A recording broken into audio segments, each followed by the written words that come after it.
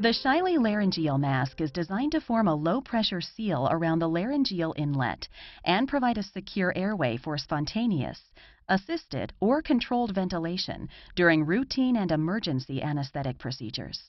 The Shiley Laryngeal mask is a sterile, single-use laryngeal mask manufactured from medical-grade polyvinyl chloride with non-DEHP materials. It is intended for oral insertion only. This instructional video will guide you through the suggested instruction for use for the Shiley Laryngeal mask. Content is divided into 3 sections: preparation and cuff leak testing, mask insertion, and mask removal. This instructional video does not replace the need to read the full instructions for use provided with the Shiley Laryngeal mask. Choose the appropriate size device based on the patient's weight. Remove and discard vent cap and verify that both lumens are patent. Test the cuff and inflation system for leakage before inserting the mask as follows. First, completely deflate and reinflate the cuff with the maximum recommended volume of air. Next, observe for deflation over several minutes, or immerse the mask in sterile saline and look for air leakage.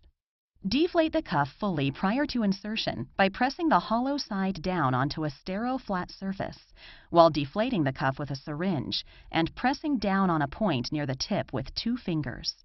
The deflated cuff must be wrinkle-free. If it is not, reinflate the cuff and deflate the cuff again.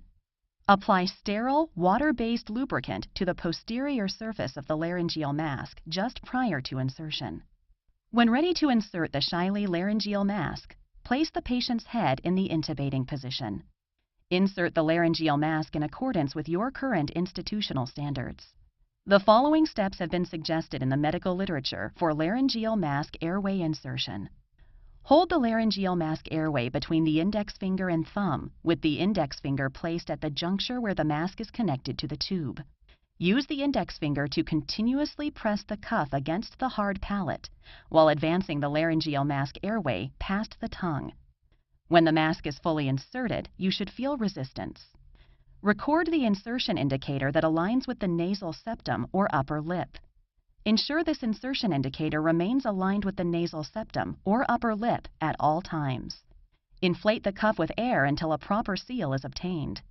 Do not exceed an intra-cuff pressure of 60 centimeters of water. Applying the stated maximum cuff volume of air may result in a cuff pressure above the maximum of 60 centimeters of water. It is recommended that the intra-cuff pressure is monitored with a cuff inflation manometer. Do not inflate the cuff with a measured volume of air because this may cause overinflation of the cuff.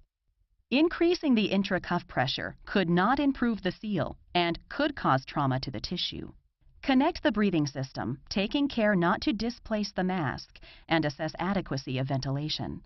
If adequate ventilation is not obtained, remove the laryngeal mask and reinsert. Use of a bite block is recommended. Secure it alongside the tube and to the patient's face with adhesive tape. Remove the laryngeal mask only after the patient's protective reflexes have returned. To remove the laryngeal mask, fully or moderately deflate the cuff. Once the cuff is deflated, remove the laryngeal mask from the patient. Dispose of the laryngeal mask in a safe manner according to local guidelines for disposal of contaminated medical waste. That concludes the Shiley Laryngeal mask instructional video. Please contact your local sales representative with questions.